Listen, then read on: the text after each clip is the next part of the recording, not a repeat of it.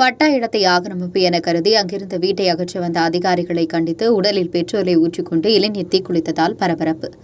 திருவள்ளூர் மாவட்டம் கும்மிடிப்பூண்டி கோட்டக்கரை பகுதியில் 50 ஆண்டுகளுக்கு முன்பு கல்யாணி என்பவர் தான் சிறுவயதாக இருந்தபோது தனது பெற்றோருடன் அப்பகுதியில் குடியேறியதாகும். பின்னர் திருமணம் முடிந்து சில ஆண்டுகளில் உடல்நலக்குறைவால் கணவன் இறந்த நிலையில் தனது 2 மகன்கள் மற்றும் மகளுடன் கல்யாணி வசித்து வந்தார்.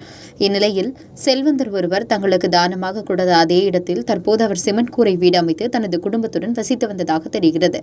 இந்நிலையில் கடந்த 2 ஆண்டுகளுக்கு முன்பு இவரது வீட்டின் பின்புறம் புதியதாக உருவாக்கப்பட்ட வீட்டு மனையில் குடியேறிய சிலர் தங்கள் குடியிருப்புக்கு செல்லும் பொது பாதையை ஆக்கிரமித்து கல்யாணி குடும்பத்தினர் வீடு கட்டி உள்ளதாக புகார் அளித்தனர். அப்போதைய வட்டாட்சியர் கண்ணன் நேரடியாக சென்று விசாரணை மேற்கொண்ட போது சர்ச்சைக்குரிய இடம் தானமாக கொடுத்த தனிநபர் ஒருவரின் பெயர் பட்டா இருப்பதாக கூறி சம்பந்தப்பட்ட இரு தரப்பினரும் பிரச்சினையை நீதிமன்றத்திற்கு சென்று தீர்த்துக் கொள்ளுமாறு கடிதம் மூலம் இரு தரப்பினரும் தெரிவித்துள்ளார். இதனிடையே கடந்த வாரம் மீண்டும் வருவாய்த்துறையினர் ஆக்கிரமிப்பு அகற்ற உள்ளதாகும்.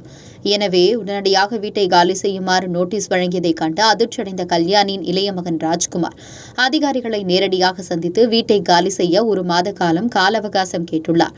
அதனை பொருட்படுத்தாத வருவாய் அதிகாரிகள் மின்வாரியம் மூலம் அவர்களது வீட்டின் மின் இணைப்பை திடீரென துண்டித்ததோடு காவல்துறையினரின் பாதுகாப்புடன் முன்னறிவிப்பு இன்றி வீட்டை இடிக்க ஜேசிபி இயந்திரத்தை கொண்டு வந்ததால் மன உளைச்சலுக்கு ஆளான ராஜ்குமார் முறையான விசாரணை நடத்தாமல் தங்களுக்கு சொந்தமான நிலத்தை ஆக்கிரமிப்பு என கருதி வீட்டை இடிப்பதற்கு எதிர்ப்பு தெரிவித்து வீட்டினுள் இருந்தபடி அதிகாரிகள் முன்னிலையில் உடலில் பெட்ரோல் ஊற்றிக்கொண்டு தனக்குத்தானே தீ வைத்துக் கொண்டு சாலையில் அலறி அடித்தபடி ஓடி வருவாய் மற்றும் காவல்துறை அதிகாரிகள் திகைத்து நின்றனர்.